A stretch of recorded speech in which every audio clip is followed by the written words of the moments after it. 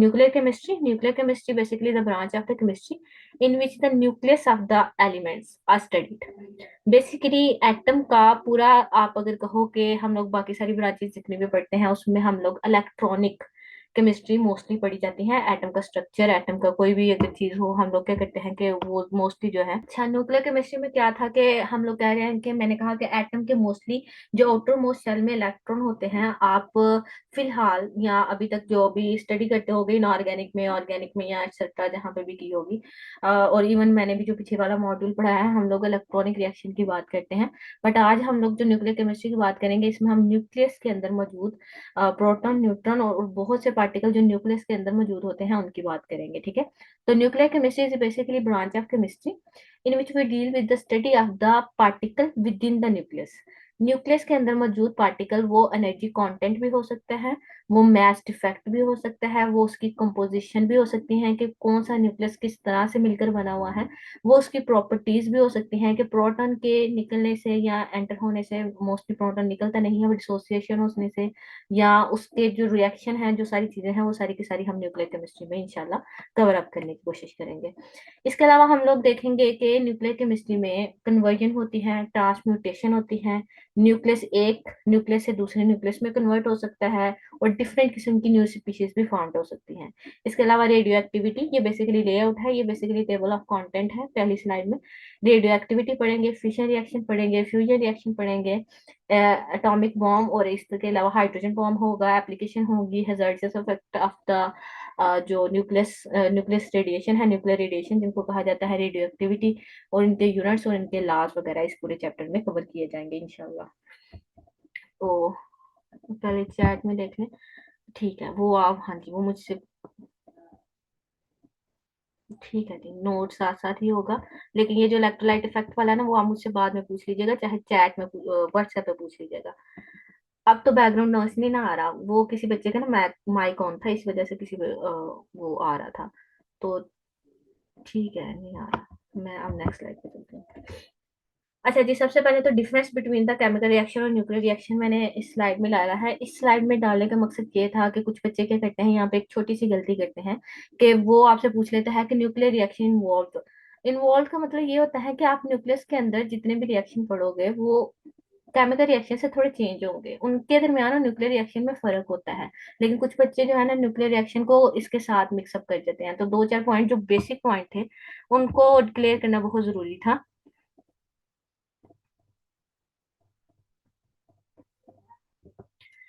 Electron are involve in these reaction. Chemical reaction जितने भी होते हैं आप लोग देखोगे उसमें आउटर मोस्ट शेल के इलेक्ट्रॉन या शेल के इलेक्ट्रॉन जितने भी आपके न्यूक्लियस से बाहर मौजूद, एटम का स्ट्रक्चर देखा जाए तो एटम का स्ट्रक्चर क्या है, मिडल ऑफ जो रदरफोर्ड का एटॉमिक मॉडल था वो कहता है कि दरमियान में एक न्यूक्लियस है जो कि पॉजिटिवली चार्ज है और उसके इर्द गिर्द शेल है जिसके अंदर इलेक्ट्रॉन रिवॉल्व करते हैं।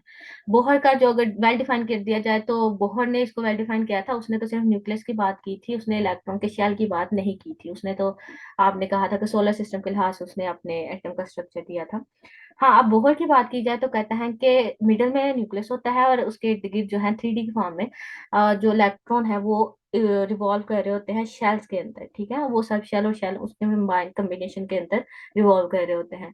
बट यहाँ पे जो केमिकल रिएक्शन है उनकी बात करें तो वो कहता है जो न्यूक्लियस से बाहर मौजूद इलेक्ट्रॉन है, स्ट्रक्चर ऑफ एटम के लिहाज से बात की जाए तो न्यूक्लियस के बाहर सिर्फ इलेक्ट्रॉन होते हैं। वो इलेक्ट्रॉन अगर किसी रिएक्शन में इन्वॉल्व होते हैं तो वो केमिकल रिएक्शन होते हैं। ज्यादातर रिएक्शन और ज्यादातर ब्रांचेस जो आप लोग पढ़ते हो वो सारे के सारे केमिकल रिएक्शन पर बेस्ड कर रहे होते हैं। न्यूक्लियर रिएक्शन बहुत कम है, ये एक बिल्कुल सेपरेट चैप्टर है और इसको बाकी सबसे अलग करके पढ़िएगा। इसको आपने उस तरह से ना बनाइएगा कि ये भी केमिकल रिएक्शन की तरह होगा, नहीं होगा। जबकि न्यूक्लियर रिएक्शन की बात करें तो वो ऐसे रिएक्शन होंगे जिसमें न्यूक्लियॉन्स इन्वॉल्व होंगे। न्यूक्लियॉन्स ऐसे तमाम पार्टिकल जो न्यूक्लियस के अंदर होते हैं, मोस्टली प्रोटॉन और न्यूट्रॉन, आप लोग की बात के मुताबिक अभी तक जो आप लोगों को पता है। आगे केमिकल रिएक्शन की बात करें तो कहता है कि केमिकल रिएक्शन में कोई भी नया एलिमेंट नहीं बनता। नया एलिमेंट से मुराद ये है कि अगर आप सोडियम और क्लोरीन के दरमियान रिएक्शन करवा रहे हो तो सोडियम क्लोराइड ही बनेगा। ठीक है, ये कोई नया एलिमेंट नहीं है, ये इन दोनों केमिकल या दोनों एलिमेंट के रिएक्शन से एक नया कंपाउंड बना है। ये इसमें कोई नया केमिकल नहीं बनेगा, जबकि न्यूक्लियर रिएक्शन में नए केमिकल बन जाते हैं। मिसाल के तौर पर अगर मैं आपको बताऊं तो आप लोगों ने लेड की बहुत इंपॉर्टेंट एग्जांपल पढ़ी है। अगर इसके अलावा छोटे लेवल पे आ जाए तो कहता है कि जब न्यूक्लियस इन्वॉल्व होता है तो हाइड्रोजन प्रोटियम और प्रोटियम ड्यूट्रियम के मिलने से एक नया हीलियम बना था। इसी के आगे आप एग्जांपल देखेंगे ना, आपको क्लियर कर समझ आ जाएगी। न्यूक्लियर रिएक्शन में हाइड्रोजन प्रोटियम और ड्यूट्रियम के मिलने से हीलियम का न्यूक्लियस निकलता है और साथ न्यूट्रॉन की एक न्यूट्रॉन निकलना शुरू हो जाता है। हाँ, ये यूरेनियम की बात करें, उस पर न्यूट्रॉन की बौछार की जाती है। ये तो आपको बहुत सबको पता होगा, जिसमें वो छोटी क्लास में भी पढ़ा था कि न्यूट्रॉन का जब गिराया जाता है इसके ऊपर, यूरेनियम के ऊपर, तो उससे निकलने वाला एक क्रिप्टॉन होता है और एक बेरियम होता है।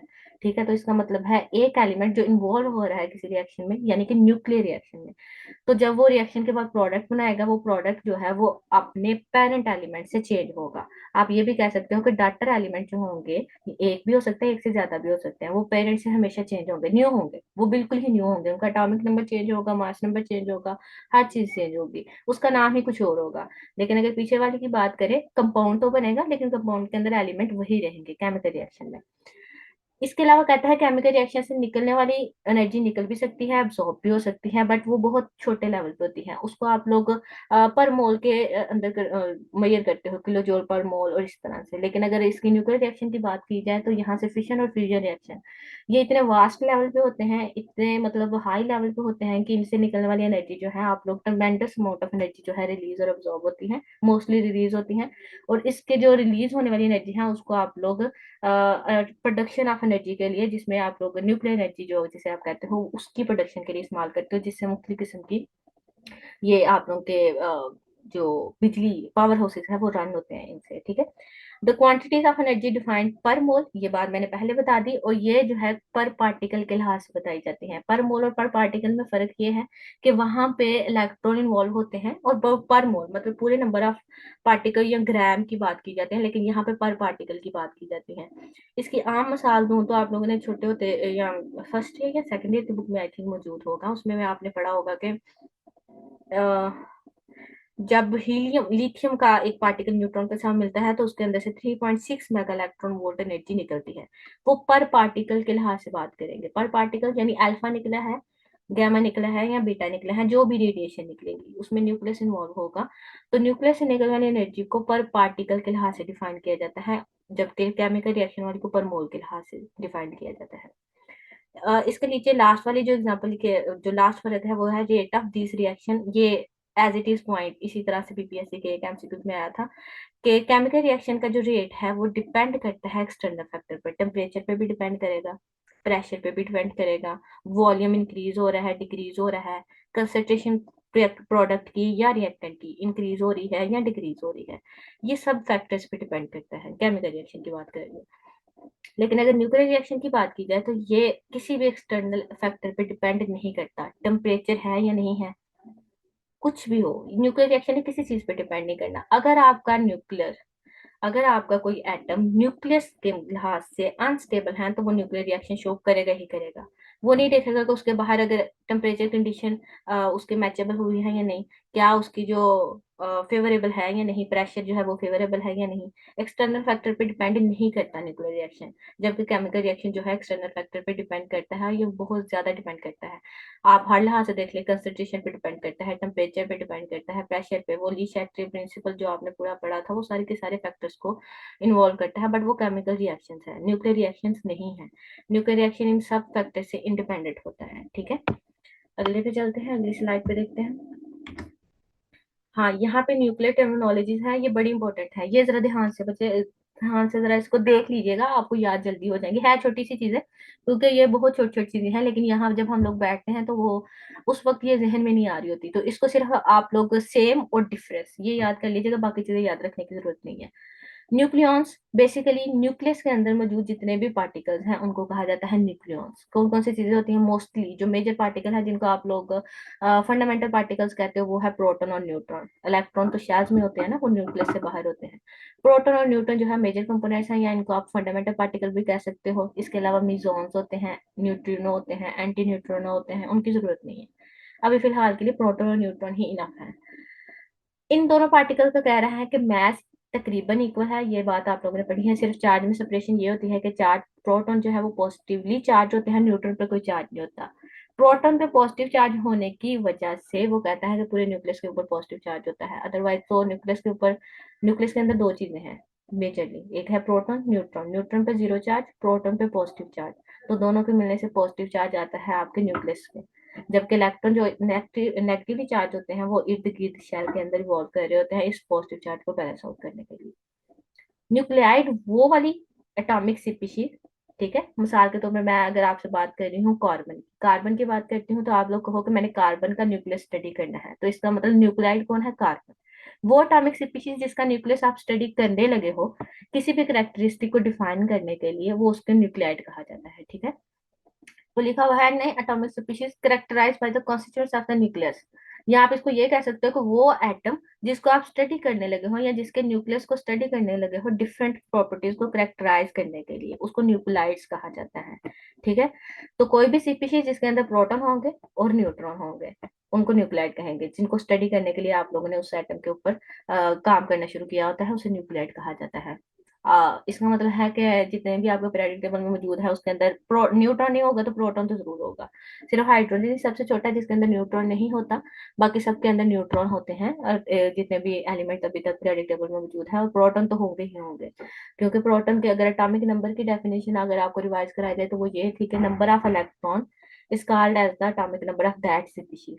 तो मुझे बताएं कि किसी भी अगर एटम है, कोई भी एटम है, तो वो न्यूट्रल होता है ना, कोई भी एटम हो फ्री स्टेट में मौजूद है तो वो न्यूट्रल होगा। इसका मतलब ये है कि अगर आप कह रहे हो कि किसी चीज का एटॉमिक नंबर उसमें मौजूद इलेक्ट्रॉन की तादाद है और एटम है न्यूट्रल, तो इलेक्ट्रॉन के ऊपर है नेगेटिव चार्ज, जितने इलेक्ट्रॉन उतने ही प्रोटॉन नहीं होंगे, पॉजिटिव चार्ज भी तो उतना होगा, तभी तो चार्ज जीरो आएगा एटम के ऊपर। तो आप इसको दोनों तरह से डेफिनेशन कर सकते हो एटॉमिक नंबर की, कि आप कह सकते हो कि किसी भी एटम के प्रोटॉन की तादाद को भी एटॉमिक नंबर कहा जाता है और इलेक्ट्रॉन की तादाद को भी एटॉमिक नंबर ही कहा जाता है, क्योंकि दोनों बराबर होते हैं। फ्री स्टेट में एटम के ऊपर जीरो चार्ज होता है तो दोनों बराबर होते हैं। हाँ, आयन के केस में अगर वो केटायन है या एनायन है तब आप लोग कह सकते हो कि ये प्रोटॉन और इलेक्ट्रॉन की तादाद बराबर नहीं होती, तो अब हम एटॉमिक नंबर की डेफिनेशन किसी और पॉइंट ऑफ व्यू से कर सकते हैं। लेकिन मोस्टली न्यूट्रल एटम की इलेक्ट्रॉन और प्रोटॉन बराबर होते हैं, तो किसी तरह से भी डेफिनेशन कर तो कोई मसला नहीं होगा, ठीक है। तो ये दो अगर डेफिनेशन क्लियर है तो मैं अगली स्लाइड पे जाती हूँ। मुझे एक दफा जरा बता दें, यहाँ तक सबको क्लियर है, आगे चलें।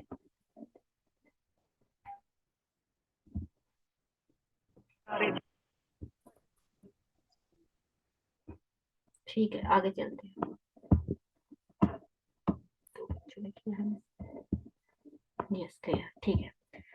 ये जो अगली है स्लाइड, ये जरा देखें। ये वाले एमसीक्यूज ना 3 से 4 पेपर में मैंने देखे हैं, आइसोबार और आइसोटोन, मुख्तलिफ टर्मिनोलॉजी के साथ या मुख्तलिफ तरीकों की मिसालों के साथ या एग्जांपल्स या कुछ भी आप समझ लें। ये 2-4 मतलब पेपर देखे हैं और हर दफा उसमें आया हुआ है। न्यूक्लियर आइसोमर की सबसे पहले बात करते हैं। न्यूक्लियर मैम तो पिछली स्लाइड जी उसका लास्ट पॉइंट बता देती हैं दोबारा। जी जी मैं बता देती हूँ। ये एक मिनट में चेक, ये लास्ट वाला एनी स्पीशीज, यहाँ पे लिखा लास्ट पॉइंट लिखा हुआ है any species with definite number of proton and neutron, कि कोई भी ऐसी स्पीशीज, न्यूक्लियड आपने कहा वो स्पीशीज जिसका न्यूक्लियस स्टडी करना है, तो न्यूक्लियस के अंदर कुछ होगा तभी स्टडी करेंगे। और न्यूक्लियस के अंदर दो ही चीजें होती हैं, प्रोटॉन और न्यूट्रॉन। तो कोई भी स्पीशीज जिसके अंदर डेफिनेट नंबर ऑफ प्रोटॉन और न्यूट्रॉन मौजूद है, कोई भी नंबर हो, एक हो, जीरो हो, टू हो, थ्री हो, अच्छा न्यूट्रॉन जीरो हो सकता है, प्रोटॉन कभी भी जीरो नहीं होता। तो हाइड्रोजन का केस है जिसमें न्यूट्रॉन जीरो, बाकी सब में चलता है। तो कहता है कि यहाँ पे जो है ना वो कोई भी ऐसी चीज जिसका प्रोटॉन और न्यूट्रॉन होगा तो हम उसको न्यूक्लियाइड कहेंगे। आगे न्यूक्लियर आइसोमर पे जाते हैं। सॉरी, न्यूक्लियर आइसोमर की बात करें तो कहते हैं कि हैविंग सेम एटॉमिक नंबर और सेम ही मास नंबर, ऐसे दो न्यूक्लियस होंगे, दो एलिमेंट होंगे, आप लोग उनका एटॉमिक नंबर भी सेम होगा दोनों एलिमेंट्स का, और उनका मास नंबर भी सेम होगा। अच्छा जी, डिफरेंस कहाँ पे आएगा? डिफरेंस आएगा उनके एनर्जी कंटेंट में। आप कहेंगे कि मैम ये कैसे पॉसिबल है, मास नंबर तो चेंज होना हो सकता है कि मास नंबर चेंज हो जाए दो एलिमेंट्स का, बट एटॉमिक नंबर तो चेंज नहीं हो सकता। हाँ, तो मैं कहूंगी बिल्कुल सही कह रहे हैं आप लोग। तो बेसिकली न्यूक्लियर आइसोमर एक ही एलिमेंट की दो फॉर्म होंगी, एक ही एलिमेंट होगा वो, क्योंकि एटॉमिक नंबर तो किसी दो एलिमेंट का सेम नहीं ना हो सकता। कार्बन का 12 है तो नाइट्रोजन का कभी भी 12 नहीं हो सकता। और सॉरी, 6 6 है ना दोनों का, उसका 6 है और उसका 7 है। तो किसी भी दो एलिमेंट्स का एटॉमिक नंबर सेम होना पॉसिबल नहीं है, ठीक है। मास नंबर सेम हो सकता है बट एटॉमिक नंबर सेम नहीं हो सकता। तो यहाँ पे कह रहा है कि अगर उनका एटॉमिक नंबर भी सेम है, मास नंबर भी सेम है, और वो सिर्फ और सिर्फ किस किस तरह से वो डिफर कर रहे हैं, वो कर रहे हैं एनर्जी कंटेंट के लिहाज से। मैं बताती हूँ ये एनर्जी कंटेंट क्या है। तो पहली बात ये यहाँ पे क्लियर कर लें, ये एक ही एलिमेंट की दो या तीन फॉर्म होंगी, ठीक है। ये इससे ज्यादा मतलब आप ये नहीं कह सकते कि दो डिफरेंट एलिमेंट होंगे और वो आपस में आइसोमर बनाएंगे, नहीं, ये पॉसिबल नहीं है। न्यूक्लियर आइसोमर एक ही एलिमेंट की दो से तीन फॉर्म होंगी, वो स्टेबल स्टेट्स होंगी उनकी बेसिकली। अच्छा, वो स्टेट कौन सी होंगी? अच्छा, वो डिफरेंट स्टेट हो सकती है। एक न्यूक्लियस अगर अपनी एक्साइटेड स्टेट में चला जाए, या उससे पीछे स्टेबल स्टेट में आ जाए, या मेटास्टेबल स्टेट में आ जाए, ठीक है। सबसे ऊपर एक्साइटेड स्टेट होती है, उससे नीचे मेटास्टेबल, और सबसे नीचे जहाँ पे वो दोबारा से अपनी सारी एक्साइटेशन या जितनी भी एनर्जी है उसको लूज करने के बाद दोबारा स्टेबल स्टेट में आ जाता है, ठीक है। तो ये तीन डिफरेंट स्टेट होती है एनर्जी कंटेंट के लिहाज से, ठीक है। एक्साइटेड स्टेट में उस एलिमेंट या उस न्यूक्लियन को अगर मैं कहूँ न्यूक्लाइड का जो एनर्जी है वो बहुत ज्यादा होती है, मेटास्टेबल में थोड़ी कम होती है और स्टेबल में सबसे कम होती है।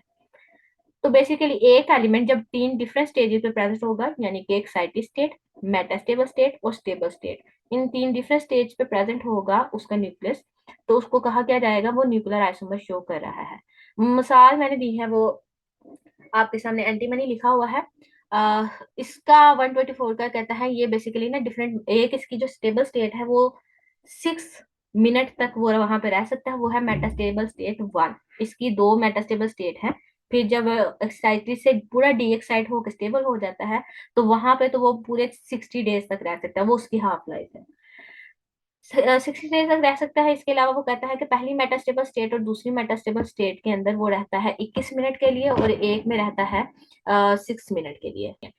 वो न्यूक्लियस क्या करता है? सबसे पहले अगर वो उसके ऊपर कोई आप लोगों ने बाहर से या किसी तरह से उसके ऊपर कोई भी इंसिडेंट लाइट फॉलो नहीं कराई, उसके ऊपर एक्साइट नहीं करवाया उसे, तो वो अपनी स्टेबल स्टेट में होता है, एनर्जी कॉन्टेंट उसका कुछ है। तो ये जो एंटीमोनी की एग्जांपल मैंने दी हुई थी ना, ये एंटीमनी जब ये बिल्कुल अपनी बिल्कुल नॉर्मल स्टेट में होता है, जिसे आप स्टेबल स्टेट कहते हो, तो इसकी जो हाफ लाइफ है वो तकरीबन होती है 21 डेज, ठीक है। वो कुछ भी ना तो रिलीज करता है ना ही एब्जॉर्ब करता है। 60 डेज जो है ना वो उसकी क्या होती है कि पहले 60 दिन जो है वो अपनी नॉर्मल स्टेट में, ये इसकी हाफ लाइफ है। हाफ लाइफ पे डिपेंड करता है कि आपका न्यूक्लियर आइसोमर होगा या नहीं होगा। अब अगर एंटीमनी को कहता है वो मैं एक्साइट कराता हूँ, एक्साइटेड स्टेट में जाता है, तो वो डी, आपको पता है जब भी कोई चीज होगी वो डिस्टेबल की जाएगी तो वो अपनी स्टेबिलिटी की दोबारा तरफ आना शुरू करेगी ना, स्टेबिलिटी अपनी गेन करना शुरू करेगी। तो दो तरह से वो कहता है, एक इसकी मेटास्टेबल स्टेट 1 होती है और एक मेटास्टेबल स्टेट 2 होती है। पहली मेटास्टेबल स्टेट जो होती है वो 1.3 मिनट की होती है, और जो दूसरी है वो 21 मिनट की है। अब मैं आपको समझाना ये चाह रही हूँ कि अगर इसके न्यूक्लियॉन्स वो एक्साइट कर जाते हैं पहली स्टेज में, मेटास्टेबल स्टेट 1, पहले तो एक्साइटेड स्टेट आएगी जो बहुत हाई होगी। फिर वो क्या करेगा? जब बहुत एक्साइटेड हो जाएगा तो वो अपनी एनर्जी को लूज करेगा, वो अपने से नीचे नीचे आता जाना आना जाना शुरू कर देगा, मतलब स्टेबल की तरफ। लेकिन स्टेबल होने से पहले तक उसके दरमियान में दो स्टेजेस आती है, एक है मेटास्टेबल स्टेट 1 और एक है मेटास्टेबल स्टेट 2। जो मेटास्टेबल स्टेट है डिपेंड करता है कि कौन सा न्यूक्लियस लिया है आपने। वो एक किसी एलिमेंट की दो भी हो सकती है, किसी की तीन भी हो सकती है, मोस्टली की एक होती है, ज्यादातर वो एक ही मेटास्टेबल स्टेट होती है, और उससे नीचे स्टेबल ही होती है, ऊपर एक्साइटेड, नीचे स्टेबल और दरमियान में मेटास्टेबल, ठीक है। स्टेबल वही है कि वो उसको कोई एनर्जी कंटेंट न दिया जाए, या जितनी भी उसको दी गई है सारी लूज हो जाए, वो दोबारा अपनी उसी कंडीशन में आ जाए जिसमें पहले मौजूद है। इसका कहता है कि इसका 60 डेज है हाफ लाइफ। तो जब ये एक्साइट होता है तो आता है सबसे पहले अपने एक्साइटेड स्टेट से मेटास्टेबल स्टेट 1 में, इसकी दो है। मेटास्टेबल स्टेट 1 में आकर ये 1.3 मिनट के लिए वहां रहता है। फिर आता है मेटास्टेबल स्टेट 2 में। मेटास्टेबल स्टेट 2 में वहां पे वो 21 मिनट्स के लिए रहता है। इसका मतलब ये हुआ ना, 21 मिनट के लिए ये कुछ और है, ये एंटीमनी नहीं है 124। ये 21 मिनट के लिए आप इसके ऊपर कुछ भी करोगे उसकी प्रॉपर्टीज चेंज होंगी, नीचे वाले डी एक्साइटेड जो कि स्टेबल मौजूद है वहां से, उससे चेंज होगा। ये है न्यूक्लियर आइसोमर। इसके बाद आता है आइसोबार। इसका आपने सेम और डिफरेंट ही सबका याद रखना है, हैविंग सेम मास नंबर। और इसका क्या होता है? एटॉमिक नंबर चेंज होता है। आइसोटोप की बात करें तो उसमें क्या होता है? आइसोटोप में आप कहते हो कि उसका जो है सेम एटॉमिक नंबर होते हैं सब एलिमेंट्स के, सॉरी सॉरी आइसोबार की बात कर रही थी। आइसोबार में having same number, mass number और different with respect to atomic number, जैसे कि मैंने लेड की एग्जांपल दी है विद मर्करी। दोनों का देखें आप लोगों ने, मैस नंबर बिल्कुल सेम है, 204 है, जबकि मर्करी का 82 है एटॉमिक नंबर और लेड का 80 है। आइसोटोन की बात करते हैं, इनका न्यूट्रॉन नंबर सेम होते हैं लेकिन इनका एटॉमिक नंबर डिफरेंट होता है, और मैस नंबर भी। सेम क्या है, सिर्फ न्यूट्रॉन, लेकिन एटॉमिक नंबर भी डिफरेंट है और मास नंबर भी डिफरेंट है। न्यूट्रॉन को निकालने का आसान तरीका है, मास नंबर से एटॉमिक नंबर को माइनस कर दो, आपके पास न्यूट्रॉन निकल आएंगे। तो नीचे देखें, जो एग्जांपल दी हुई है, ट्रिटियम है, उसमें से 3 में से 1 निकालो, 2 आ जाएगा। हीलियम है, 4 में से 2 निकालोगे, आ जाएगा। दोनों के न्यूट्रॉन सेम है, लेकिन दोनों का एटॉमिक नंबर देखो, एक का 1 है, एक का 2 है। मास नंबर देखो तो एक का 3 है और एक का क्या है, 4 है। नीचे एटॉमिक नंबर लिखा हुआ है, ऊपर मास नंबर लिखा हुआ है। स्लाइड सबको शो नहीं हो रही? जरा बताएं मुझे। एक बच्चे ने कहा है स्लाइड शो नहीं हो रही। हो रही है। आप दोबारा मैम हो रही है rejoin शो। करो, हाँ जी, रीजॉइन करो बच्चे जिसको शो नहीं हो रही। अच्छा जी, नेक्स्ट पे चलते हैं। इतनी बात क्लियर है, आगे चलते हैं। आइसोटोप, आइसोटोप की बात करें तो कहता है having same atomic number and same number of proton and electron with और differ with respect to the mass number. अच्छा, अब वो जो मैं कह रही थी ना कि हैविंग सेम एटॉमिक नंबर, दो डिफरेंट एलिमेंट जो है वो सेम एटॉमिक नंबर के नहीं हो सकते, बट एक ही आप एलिमेंट ले लो, उसका एटॉमिक नंबर सेम होगा, लेकिन उसी एलिमेंट के मास नंबर चेंज होते जाएं, तो आप लोग कहोगे कि ये आइसोटोप की बात हो रही है। तो जैसे कार्बन के नीचे एग्जांपल दी है, सबका एटॉमिक नंबर 666 है। आप इसको दूसरे लफ्जों में ये कह सकते हो कि इनके नंबर ऑफ प्रोटॉन, मैंने नंबर ऑफ प्रोटॉन लिखा है और इलेक्ट्रॉन भी लिखा हुआ है, लेकिन नंबर ऑफ प्रोटॉन लिखने की एक वजह ये थी क्योंकि हम लोग न्यूक्लियर केमिस्ट्री स्टडी कर रहे हैं, इसलिए मैंने प्रोटॉन लिखा था। तो वो न्यूक्लियन कौन सा है, प्रोटॉन है। तो basically same number of proton है तीनों में, 6 6 6, लेकिन उनमें अगर मास नंबर देखा जाए तो एक का 12 है, एक का 13 है और एक का 14 है। तो और एक साथ मैंने एक और चीज लिखी है कि differ with respect to number of, mass number भी कह सकते हैं और नंबर ऑफ न्यूट्रॉन भी कह सकते हैं। तो तीनों के अगर न्यूट्रॉन निकाले जाएं, तो कोई बच्चा मुझे बता सकता है कि पहले वाले में और दूसरे वाले में और तीसरे वाले में कितने कितने नंबर ऑफ न्यूट्रॉन है? 6 7 और 8, वेरी गुड। वो आपको पता है, ऊपर वाले से नीचे वाला माइनस करेंगे तो आ जाएगा। तो तीनों में डिफरेंट नंबर ऑफ न्यूट्रॉन है, तो यहाँ पे घबराने की जरूरत नहीं है।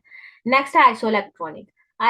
ये वाला भी एमसीक्यूज बहुत दफा आया था, इवन जब मैंने दिया था तब भी आया हुआ है आइसोइलेक्ट्रॉनिक, लेकिन मैं आपको बताती हूँ उसमें क्या फर्क क्या था। फिलहाल यहाँ पढ़े, having same number of valence electron, isoelectronic है, इसका मतलब सेम नंबर ऑफ इलेक्ट्रॉन होंगे, सिमिलर इलेक्ट्रॉनिक स्ट्रक्चर होगा। हाँ, चेंज हो सकता है, प्रोटॉन भी चेंज हो सकते हैं, इलेक्ट्रॉन भी, सॉरी न्यूट्रॉन भी, कुछ भी चेंज हो सकता है, लेकिन हमें क्या करना है, फोकस करना है कि इलेक्ट्रॉन कौन से हैं। अगर उनका इलेक्ट्रॉनिक स्ट्रक्चर, या आप लोग कह सकते हो नंबर ऑफ इलेक्ट्रॉन जो है, वैलेंस इलेक्ट्रॉन, वो सबके सेम है, जितनी भी स्पीशीज गिवन है, तो आप कहोगे ये आइसोइलेक्ट्रॉनिक है आपस में। ये एटम के भी हो सकते हैं, ये आपके सॉरी वो आयंस के भी हो सकते हैं। नीचे जो मैंने एग्जांपल दी है, ये वाली कार्बन मोनोऑक्साइड और नाइट्रोजन वाली, ये आपने एफएससी में भी पढ़ी हुई है, ये है एटम की। लेकिन अगर मैं आपको आयन की एग्जांपल दूंगी तो आप लोगों ने ध्यान से देख के करना है, जो हमें आई थी वो आयन की एग्जांपल आई थी। तो यहाँ पे अगर पहले मैं वैसे बता दूं, कार्बन के 6 एटॉमिक नंबर होता है, तो इसके 6 इलेक्ट्रॉन होंगे, और ऑक्सीजन के होंगे 8, 8 और 6 14 मिल बन जाते हैं, और इसके दोनों तरफ साथ साथ करेंगे तो 14 हो जाएगा। तो दोनों के 14 है और इसके भी 14 है, 8 + 6, और यहाँ पे 7 + 7 करेंगे, दोनों के 14 है, तो दोनों में number of valence electron same है, यानी कि 14 14 है। तो आपको होगा ये दोनों आपस में आइसोइलेक्ट्रॉनिक है। एक बात और, एक बात यहाँ पे जो करने वाली है वो ये थी कि मैंने कहा था कि ना, ये तो मैंने एटॉमिक जो है जीरो चार्ज वालों की एग्जांपल दी है ना, आयन की एग्जांपल दो ना। तो आयन की एग्जांपल जरा ध्यान से सुनिएगा, फ्लोराइड F-, ऑक्साइड O-2, और नाइट्राइड N-3। क्या ये तीनों आइसोइलेक्ट्रॉनिक आपस में है या नहीं है? यस और नो में जवाब दीजिएगा, बेशक माइक ऑन कर लें, बेशक चैट में दे दीजिएगा। फ्लोराइड F-1, ऑक्साइड O-2, और आपका नाइट्राइड N-3। यस, अरफा जवेद यस कहा है, ठीक है। और कोई एक बच्चा और? यस मैम, सेम है ये। जी बिल्कुल, बिल्कुल ठीक है, यही एमसीक्यूज आया था, और ये मैं पहले वहां से स्क्रीनशॉट लेकर, मतलब वो मैं इंसर्ट करने लगी थी, एक स्लाइड अलग से बनाने लगी थी, फिर मैंने कहा कि जब ये मॉड्यूल खत्म हो जाएगा तो वहां पे सारे आपको जो न्यूक्लियर केमिस्ट्री के दिए गए हैं वो सारे इकट्ठे आपको नजर आ जाएंगे एमसीक्यूज। तो बिल्कुल जी, वो बात बिल्कुल ठीक है, सबके आखिरी शेल में 8 8 इलेक्ट्रॉन हैं, तो वो पूरे हो जाते हैं, फ्लोराइड हो, ऑक्साइड हो, नाइट्रो, आखिरी शेल की बात कर रही हूँ, सारे की नहीं बात कर रही मैं। तो वो बेसिकली आखिरी शेल में मौजूद अगर वैलेंस इलेक्ट्रॉन सबके सेम है तो आप उसको आइसोइलेक्ट्रॉनिक कह दोगे। ठीक है जी, नेक्स्ट स्लाइड पे चलते हैं साथ। ठीक है, न्यूक्लियर स्टेबिलिटी। न्यूक्लियर स्टेबिलिटी की बात करते हैं, ये वाला जो है पॉइंट, ये जरा ध्यान से क्लियर कीजिएगा, कुछ बच्चों को ना यहाँ पे बेल्ट में थोड़ा सा मसला आएगा, वो भी बात कर लेंगे। यहाँ पे न्यूक्लियर स्टेबिलिटी क्या चीज है, कहता है कि हर चीज दुनिया में जितनी भी यूनिवर्सल लॉ है, कहता है कि हर चीज स्टेबल होना चाहती है, अपनी स्टेबिलिटी की तरफ मूव करती है। एटम की बात करें तो वो आपस में केमिकल रिएक्शन क्यों करते हैं, क्योंकि उन्होंने अपना ऑक्टेट या डुप्लेट रूल कंप्लीट करना होता है। ऑक्टेट और डुप्लेट रूल कंप्लीट करने के लिए या तो वो इलेक्ट्रॉन देते हैं या लेते हैं, या किसी तरीके से वो आपस में शेयरिंग करते हैं, कोई भी तरीका कार अपनाते हैं। ये मैं आपको केमिकल रिएक्शन की बात बता रही हूँ। तो वो क्या करना चाहते हैं कि वो अपने आप को स्टेबल करना चाहते हैं by using different kind of methods. Nuclear stability की बात करते हैं। नो, नेगेटिव में 8 कैसे है, नाइट्रोजन में, नाइट्रोजन ऑक्साइड में। ये ताहिर, ताहिर आप माइक ऑन करके बताएं कि आप क्या पूछना चाह रहे हैं, नेगेटिव में 8 कैसे है, मुझे नहीं समझा। नहीं मैम, ये नाइट्रोजन ऑक्साइड में जो है ना 8 इलेक्ट्रॉन कैसे बचते हैं? फ्लोराइड है ना, फ्लोराइड देखो, फ्लोराइड का एटॉमिक नंबर है 9। उसके पहले शेल में कितने हुए, 2, और दूसरे शेल में कितने हुए, 7। ठीक है, दूसरे शेल में 7 इलेक्ट्रॉन, मैंने कहा फ्लोराइड -1, इसका मतलब है इसके अंदर एक इलेक्ट्रॉन ने इनटेक किया है इसके अंदर। तो अगर उसने इनटेक किया है तो इसका मतलब आखिरी शेल में 8 इलेक्ट्रॉन हो गए। अब ऑक्साइड की बात करते हैं। ऑक्सीजन का एटॉमिक नंबर है 8। ठीक है, उसके पहले शेल में 2, दूसरे शेल में 6। इसमें मैंने कहा था ऑक्साइड -2, इसके अंदर कितने इलेक्ट्रॉन आए, 2। इसी तरह नाइट्रोजन के देख लेना। तो क्या तीनों में अब 8-8 इलेक्ट्रॉन नहीं हो गए, इस वजह से मैं कह रही थी 8। आप अब आपको क्लियर हुआ, जी मैम। हो गया, ठीक है, वेरी गुड। फिर भी समझ नहीं आएगी आप मुझसे ग्रुप में पूछ लीजिएगा, मैं क्लियर कर दूंगी आपको। तो न्यूक्लियर स्टेबिलिटी बेसिकली कहता है कि इसी तरह न्यूक्लियस है इलेक्ट्रॉन की, जैसे इलेक्ट्रॉन में साल भी तो केमिकल। सेम है। हाँ जी, मतलब इन इन तीनों की, ये जो आपने आयनिक स्पीशीज लिखवाई हैं, इनके ओवरऑल भी तो इक्वल बनते हैं। हाँ जी, ओवरऑल भी इक्वल बनते हैं, लेकिन मैंने इसीलिए आपको कहा कि वैलेंस इलेक्ट्रॉन, मैंने वैलेंस शेल का वहां पे पॉइंट इसलिए क्लियर किया है क्योंकि समटाइम क्या होता है कि आपको डिफरेंट स्पीशीज दे दी जाती हैं। मतलब ये तो मैंने पास पास वालों की बात कर दी ना, तो वो डिफरेंट दे सकता है। तो वो क्या कहेगा कि आप बताओ जी है कि नहीं आइसो इलेक्ट्रॉन, तो तब आप लोगों ने कंफ्यूज नहीं होना, सिर्फ आखिरी शेल के इलेक्ट्रॉन देखिएगा। अगर वो सबके बराबर हैं तो आप लोग बगैर आंखें बंद करके उसे आइसो इलेक्ट्रॉनिक पे टिक कर दीजिएगा, कोई उसमें मसला नहीं होगा। उसके वैसे ओवरऑल भी 10-10 ही बनते हैं सबके, तो उसमें मसले की बात जी। नहीं। ठीक है, हाँ जी। न्यूक्लियर स्टेबिलिटी कहता है इसी तरह न्यूक्लियस होते हैं केमिकल रिएक्शन की तरह, वो भी क्या करते हैं कि न्यूक्लियर, कुछ ऐसे न्यूक्लियस हो जाते हैं कि उन्हें वो अनस्टेबल होते हैं। वो स्टेबिलिटी का जो पॉइंट है वो इन 3 रूल्स पे डिपेंड करता है। ठीक है, ये अभी हम पढ़ते हैं, थोड़ी अगली मीटिंग में पढ़ना शुरू करेंगे, अभी तो 4 मिनट रह गए, अभी ये समझें ये हो क्या रहा है। तो न्यूक्लियस जो अनस्टेबल होते हैं बेसिकली उनके अंदर प्रोटॉन और न्यूट्रॉन के आपस में जो रेशियो है या कुछ इस तरह से होता है कि वो अनस्टेबल हो जाते हैं, वो इस स्टेबिलिटी बेल्ट से।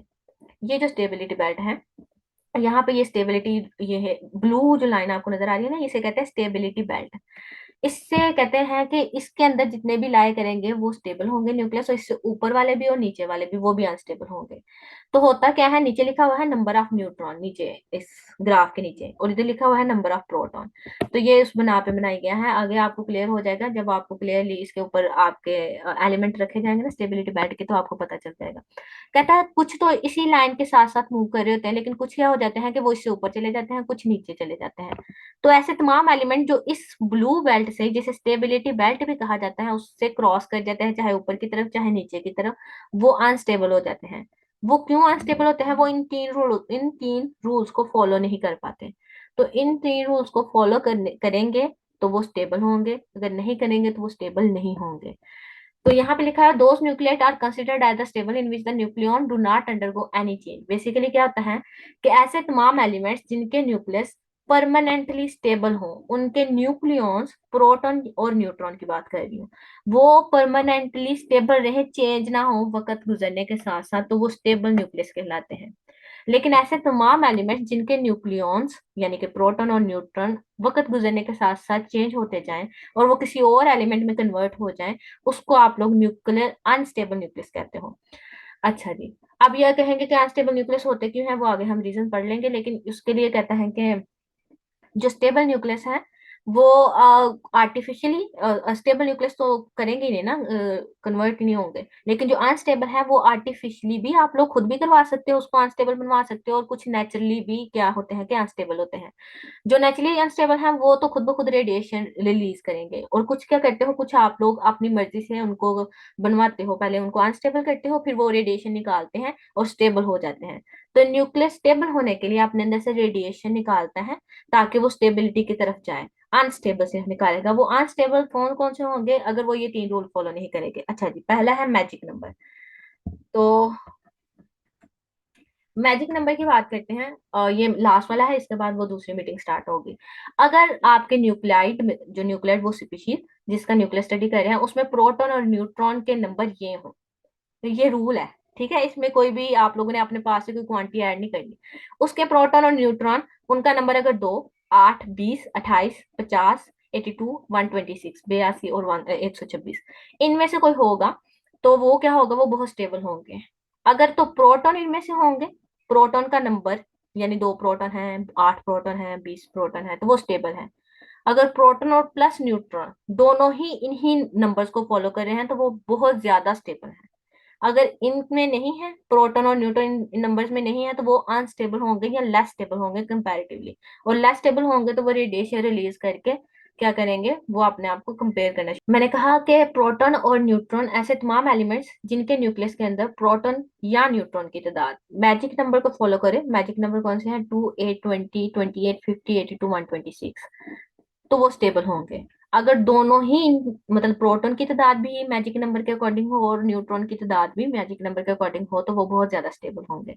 लेकिन अगर दोनों लाई नहीं करते इन कैटेगरीज में तो वो अनस्टेबल होंगे। ये बेसिकली यह कहाँ से निकाला गया है? ये स्टेबिलिटी बेल्ट से निकाली गई चीज है। स्टेबिलिटी बेल्ट एक आप लोगों का चेक किया गया था, वो क्या कहता है? वो कहता है कि इस पे जो लाई करेंगे जी, वो अभी आपको मैं अगली स्लाइड पे जाती हूँ ना, तो स्टेबिलिटी बेल्ट आपको क्लियरली नजर आ जाएगा कि वो कौन सी चीज है। वो ब्लू वाली लाइन में इतना ज्यादा शो नहीं हो रहा, मैं अगली स्लाइड पे जाती हूँ, आपको नजर आ जाएगा इसे इसे थर्ड वाली स्लाइड में। तो फिलहाल के लिए प्रोटॉन और न्यूट्रॉन का मैजिक नंबर की लाइन में होना जरूरी है। ठीक है, ये अगर होगा तो स्टेबल होगा, अगर नहीं होगा तो वो अनस्टेबल हो जाएगा। वो बेशक फिर वो क्या करेगा, वो स्टेबल होने के लिए रेडिएशन रिलीज करेगा। रेडिएशन रिलीज करने के बाद क्या होगा कि वो रेडिएशन एमिट करने के बाद वो दोबारा स्टेबिलिटी की तरफ आएगा। अच्छा, जब वो आप लोगों ने ये बात तो पढ़ी हुई है ना कि 92 के बाद, मोस्टली 92 के बाद क्या होते हैं, एलिमेंट अपनी रेडिएशन रिलीज करते हैं, वो रेडियो एक्टिव एलिमेंट्स हैं। क्यों? क्योंकि वो रेडिएशन एमिट करने के बाद उनकी हाफ लाइफ आ जाती है ना, फिर रेडिएशन एमिट करने के बाद वो किसी दूसरे न्यूक्लियस के अंदर कन्वर्ट हो जाते हैं। तो वो जो जिस दूसरे न्यूक्लियस के अंदर कन्वर्ट होते हैं वो हाफ लाइफ को फॉलो करते हुए, यानी कि फॉर एग्जाम्पल किसी की हाफ लाइफ है 30 मिनट, तो वो 30 मिनट के बाद किसी और एलिमेंट में कन्वर्ट हो जाता है। क्यों? क्योंकि उसने अपने अंदर से प्रोटॉन, इलेक्ट्रॉन या न्यूट्रॉन, इलेक्ट्रॉन की बात नहीं करनी, प्रोटॉन और न्यूट्रॉन के अंदर से कोई ऐसी कन्वर्जन की है कि वो किसी और एलिमेंट में चेंज हो गया है। क्योंकि वो पहले अनस्टेबल था, मैजिक नंबर को फॉलो नहीं कर रहा था, इवन ऑड रूल को फॉलो नहीं कर रहा किसी भी तरीके से, तो वो फॉलो करके वो दोबारा अपने स्टेबिलिटी बेल्ट की तरफ जाना चाहता है। नेक्स्ट पे देखें, इवन ऑड रूल की बात करते हैं। तो इवन ऑड रूल कहता है कि अगर ऐसे न्यूक्लियट जिनके अंदर प्रोटॉन और न्यूट्रॉन दोनों इवन इवन है तो वो बहुत ज्यादा स्टेबल न्यूक्लियट होगा। अगर दोनों ऑड हैं तो वो सबसे लीस्ट स्टेबल होंगे। ऐसे तमाम एलिमेंट्स जिनके अंदर प्रोटॉन भी इवन हो और न्यूट्रॉन भी इवन हो, तो वो दोनों मिलके जो भी इवन इवन होंगे वो दोनों मिलके एक स्टेबल न्यूक्लाइड बनाएंगे, बहुत ज्यादा स्टेबल। ठीक है, इसकी ना मैं थर्ड वाले में आपको क्लियरली बताती हूँ होता असल में क्या है। और जो अगर दोनों ऑड होंगे तो वो क्या होंगे, वो सबसे लीस्ट स्टेबल बनाएंगे न्यूक्लियाइड। ऐसा न्यूक्लियाइड जिसके अंदर प्रोटॉन भी ऑड हो और न्यूट्रॉन भी ऑड हो, तो दोनों क्या मिलकर बनाएंगे, बहुत ही लीस्ट स्टेबल न्यूक्लियाइड बनाएंगे, यानी कि उसके अंदर से रेडिएशन निकलने के चांसेस सबसे ज्यादा होते हैं। तीसरी जो चीज इसमें हो सकती है वो हो सकता है इवन ऑड हो सकता है, ऑड इवन हो सकता है। मतलब यहाँ तो प्रोटॉन इवन होगा या न्यूट्रॉन इवन होगा, और उन दोनों में से एक चीज जो है वो ऑड होगी। तो ये तीसरा रूल कहता है कि ये जो इवन ऑड वाले हैं वो इंटरमीडिएट होते हैं, यानी स्टेबल से थोड़े कम स्टेबल होते हैं और सबसे लीस्ट स्टेबल से थोड़े ज्यादा स्टेबल होते हैं। ये मिड वाला केस होता है। ये इवन इवन यहाँ पे ऑड आना है। ठीक है, ये वाली चीज ना मैं इसको ना सही कर दूंगी आपके पास आने से पहले तक ये स्लाइड ठीक होगी। इवन इवन सबसे ज्यादा स्टेबल, इवन ऑड है वो लेस स्टेबल है, और सबसे जो लीस्ट स्टेबल है वो है ऑड ऑड का। ठीक है, ये जो दूसरा है ये सबसे ज्यादा लीस्ट स्टेबल होते हैं। नीचे एग्जांपल देखें, इसमें प्रोटॉन भी 12 है, न्यूट्रॉन निकालोगे तो वो भी 12 है, ये सबसे ज्यादा स्टेबल है मैग्नीशियम। इसका नीचे देखो ऑड ऑड है, इसमें प्रोटॉन भी एक है, और अगर न्यूट्रॉन की बात करें तब भी एक है, तो ये तो क्या बनते हैं, ये मिलके लीस्ट स्टेबल बनाते हैं न्यूक्लियस। इसलिए इसके जो है ना वो रेडियो प्रोटियम ड्यूटेरियम और ट्रिटियम वगैरह, इसके तीनों आइसोटोप्स वगैरह। इसके देखो ऑर्डर इवन, इसका एटॉमिक नंबर सॉरी प्रोटॉन का नंबर इवन है, जबकि इसके अगर न्यूट्रॉन की तादाद निकाली जाए तो वो क्या होगी, ऑड होगी। ये लेस स्टेबल है लेकिन लीस्ट स्टेबल नहीं है। जो स्टेबल होंगे वो रेडियोएक्टिव नहीं होंगे, जो स्टेबल होंगे वो रेडियोएक्टिव नहीं होंगे। उनको आप लोग आर्टिफिशियली रेडियोएक्टिव बना सकते हो, वो खुद ब खुद अपने अंदर से रेडिएशन नहीं निकालेंगे। वो रेडिएशन तब निकालेंगे जब आप बाहर से निकाल उसके ऊपर ना बम्बार्डमेंट करवाओगे डिफरेंट एलिमेंट्स की।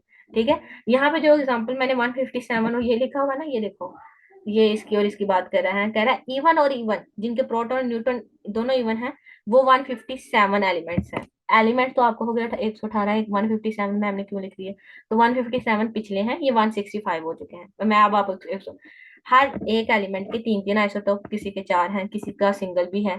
जैसे कार्बन की 3 की बात की है ना मैंने, तो ये आइसोटोप्स को डालने के बाद लिखी हुई तादाद है। ठीक है, इवन इवन है जो दोनों चीजें, वो कहता है वो अभी तक एलिमेंट जो अर्थ पर है वो 165 हो चुके हैं, ये 157 गलत है, 165 हो चुके हैं वो वाले element plus isotopes.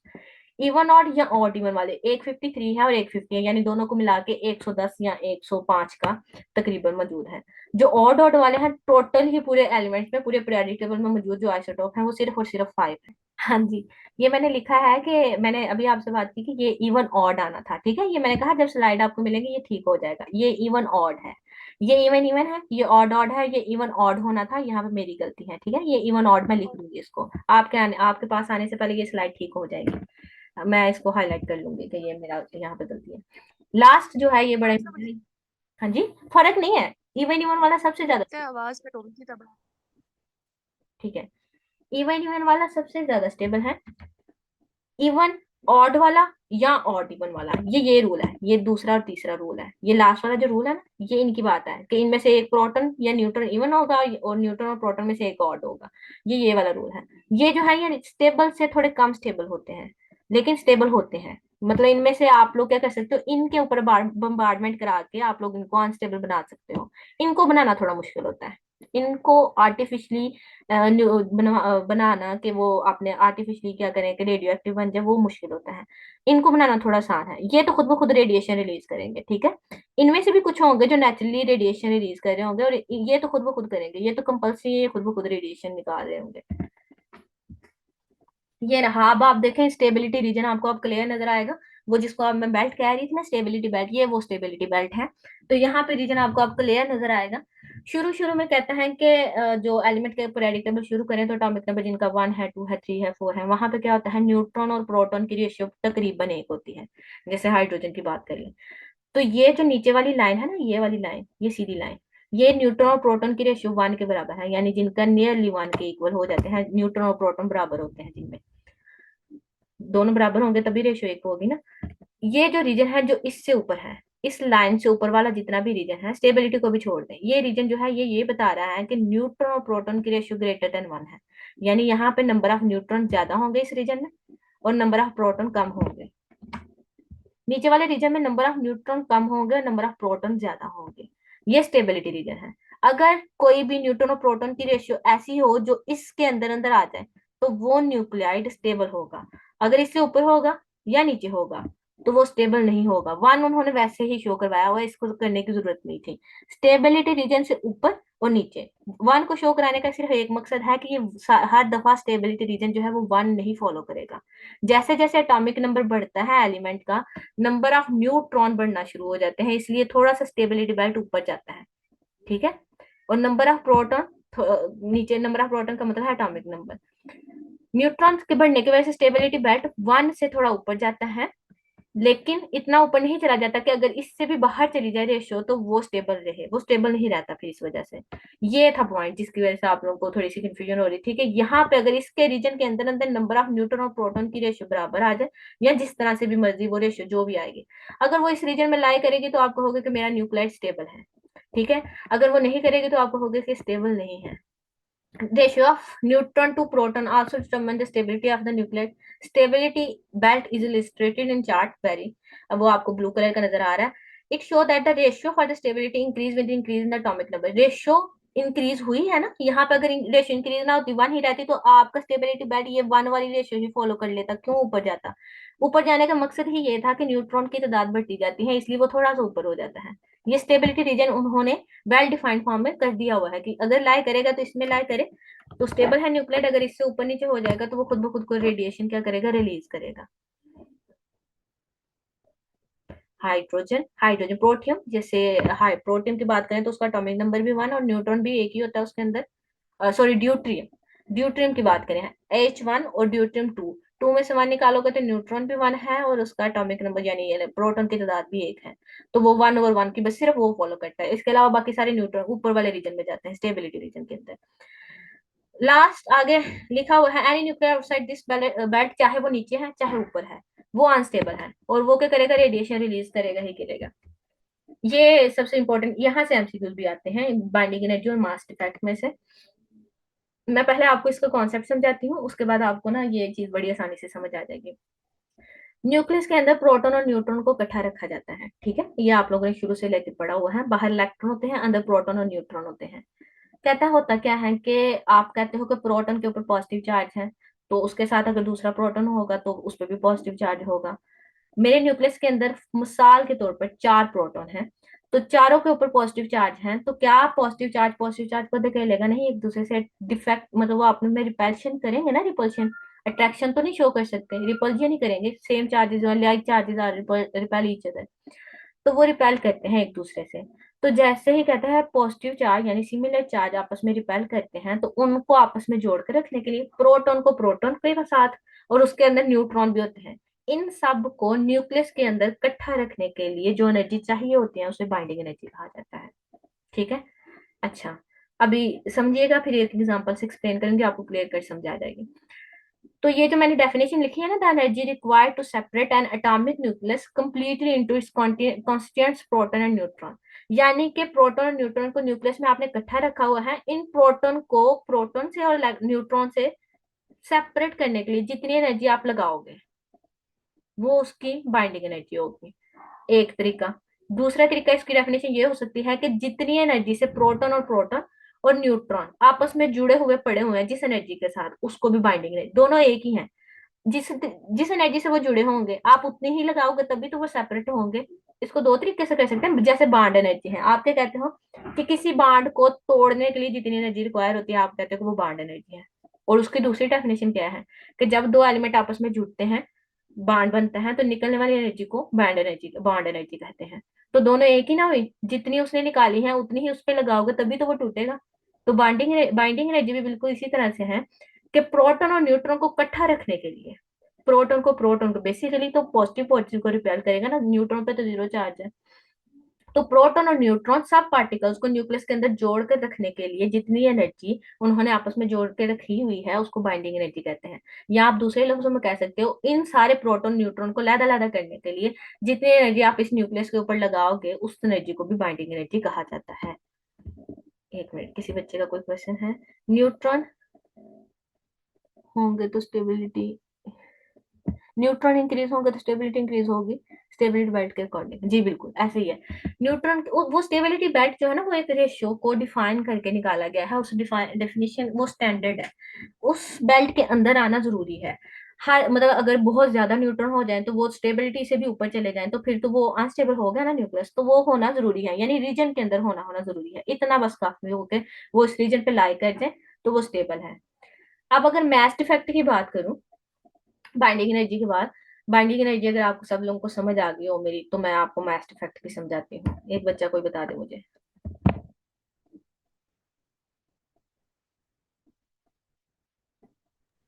Binding energy समझा? जी मैम आ गई इसमें। वेरी गुड, ओके जी। मैस इफेक्ट की बात करते हैं। अच्छा जी, अब पहले मैं आप एग्जांपल पे जाती हूँ, फिर आपको मैस इफेक्ट की अच्छी समझ आएगी। ये देखें, कहता है मैस इफेक्ट आपका होना ये चाहिए कि प्रोटॉन का एक मास है और एक न्यूट्रॉन है। मैंने क्या किया, इस न्यूक्लियस, एक किसी एलिमेंट का न्यूक्लियस लिया, उसको वेट किया, प्रोटॉन प्लस न्यूट्रॉन होंगे ना उस न्यूक्लियस के अंदर, तो वेट जो हुआ वो मतलब प्रोटॉन और न्यूट्रॉन दोनों के मजमूए के बराबर, sum of the mass of the proton plus neutron is equal to the nuclear weight. तो वो जो न्यूक्लियस का वेट निकाला है कार्बन के लिए, वो कहता है ये निकला है, वो 12.09 निकला है, ये उसने मास निकाला हुआ है, ये कैलकुलेटेड है। ये सॉरी, ये मैंने ना ये गलती कर दिया, ये है उसका मास 12.000, ठीक है। ये 12.000 जो है ना, ये उसने जब न्यूक्लियस का वेट किया ना, न्यूक्लियस जब बन गया, ये प्रोटॉन और न्यूट्रॉन को इकट्ठा करने के बाद जो उसने न्यूक्लियस बनाया, जब उसका वेट किया तो जो जवाब आया वो है 12.000। अब उसने कहा कि अच्छा, इसके अंदर कार्बन के अंदर 6 प्रोटॉन थे, तो 6 को प्रोटॉन से मल्टीप्लाई किया और 6 ही उसके अंदर न्यूट्रॉन है, 6 को इसी से मल्टीप्लाई किया, न्यूट्रॉन के मास से और प्रोटॉन के मास से। 6 ही प्रोटॉन है, प्रोटॉन का मास मल्टीप्लाई बाय 6 प्रोटॉन, और न्यूट्रॉन का मास मल्टीप्लाई बाय 6। तो दोनों को जब प्लस मल्टीप्लाई करके उनका सम लिया गया तो वो आया 12.09। दोनों में फर्क है, ये है 12.00 और ये है 12.09, बहुत माइन्यूट फर्क है लेकिन फर्क है। तो कहते हैं जब मैंने इनको मैस को डिफरेंस लिया, the difference between the mass of the nucleon minus the difference between the nucleon particles, दोनों के मैस में जो फर्क है उसको क्या कहा जाता है, मैस डिफेक्ट कहा जाता है। डेफिनेशन पढ़े, the mass sorry the difference between the predicted mass and the actual mass of the atom nucleus. Nucleus का जब वेट किया जाता है ना, ठीक है, तो वो जो वेट आता है वो आपके मुताबिक ये होता है कि ये अच्छा इसके अंदर प्रोटॉन न्यूट्रॉन है तो उन्हीं का वेट होगा, डेफिनेटली उन्हीं का होगा, लेकिन कहता है वो कम होता है, वो कम होता है कंपैरेटिवली इस मैथ से, जब उसको उसके प्रोटॉन और न्यूट्रॉन के मैस से मल्टीप्लाई करके निकाला जाता है, और ये जो मैस होता है इसे मैस डिफेक्ट कहा जाता है।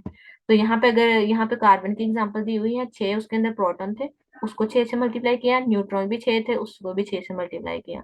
फिर उसके जो कैलकुलेटेड वेट था जब उसका न्यूक्लियस बना हुआ था, तब जो वेट था वो था 12.00, उसको उसमें से माइनस किया तो जो जवाब आया वो आया 0.09। ये है मैस डिफेक्ट। ये वो डिफेक्ट है जो क्यों होता है, वो बाइंडिंग एनर्जी में कन्वर्ट होता है, यानी कि प्रोटॉन को इकट्ठा रखने के लिए कुछ मास अपने आप को according to Einstein equation E is equal to mc² के मुताबिक जो आपका कुछ मास है वो डिफ्यूज हो जाता है या आप कहें लॉस हो जाता है उस मास का।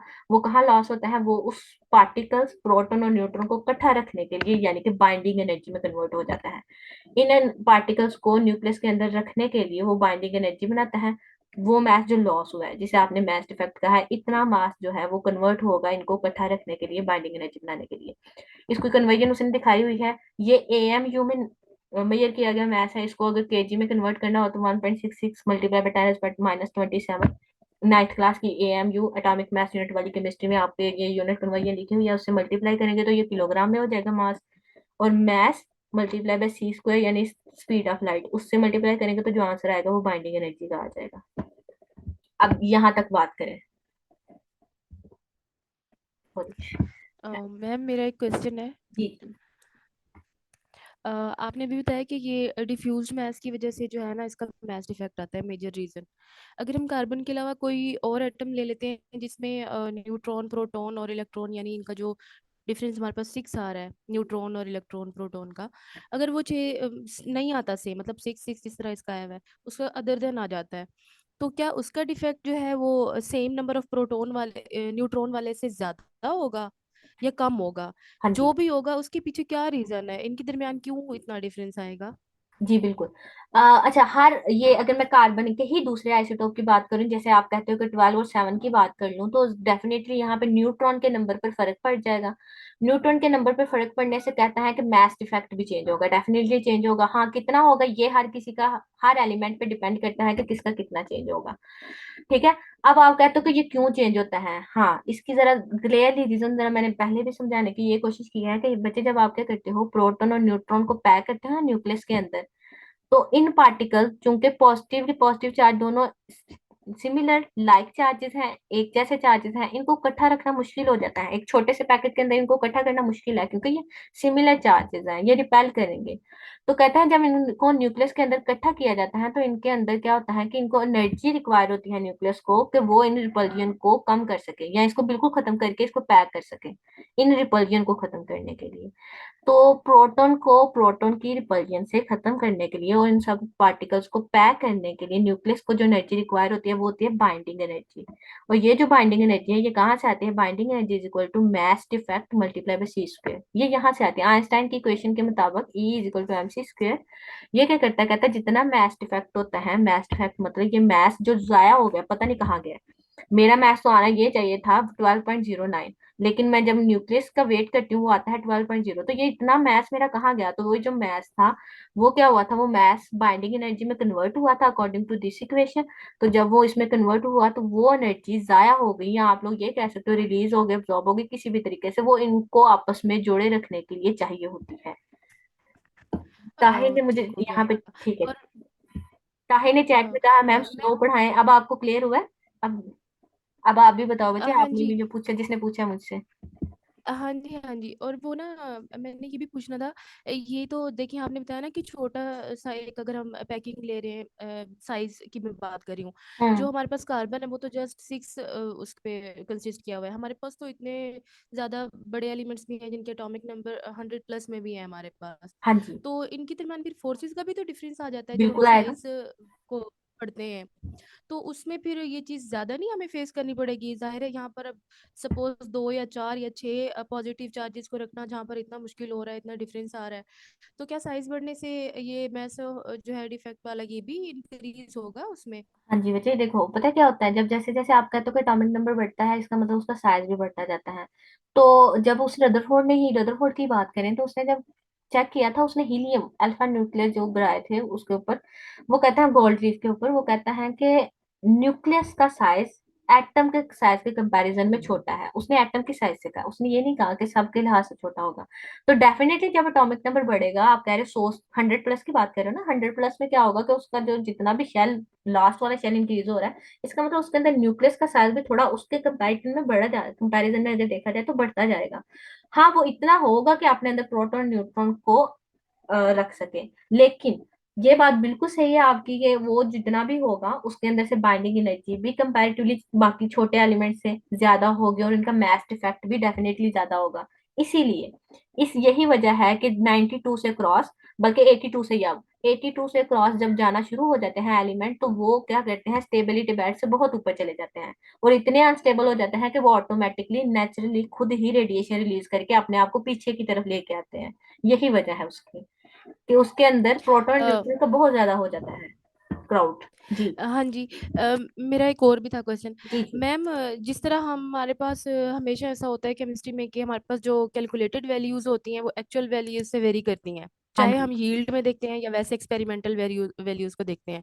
तो हम ये उस केस में भी ले सकते हैं ना कि मैथ डिफेक्ट क्योंकि हमारे पास ये कैलकुलेशन से आ रहा है, तो एक्चुअल से इसीलिए भी ये डिफर कर रहा है, और इसकी जो लॉस हो रही है चीजें वो ड्यू टू एनर्जी डिफरेंस या जो पैकिंग वगैरह हम कर रहे हैं उसकी हाँ वजह से हो उसको रही है। आप, हाँ जो लॉस हो रहा है ना, वहां पे आप यील्ड के नुकसान पड़ते हो कि आप इनअप्रोप्रिएट ऑपरेटर्स हो सकते हैं, या आपकी जो एक्सपेरिमेंटल टेक्निक्स है वो डिफॉल्ट हो सकती हैं। यहाँ पे आप कह देना कि ये जो लॉस हुआ है ना ये मैथ इफेक्ट है, दैट इज इट, काम खत्म।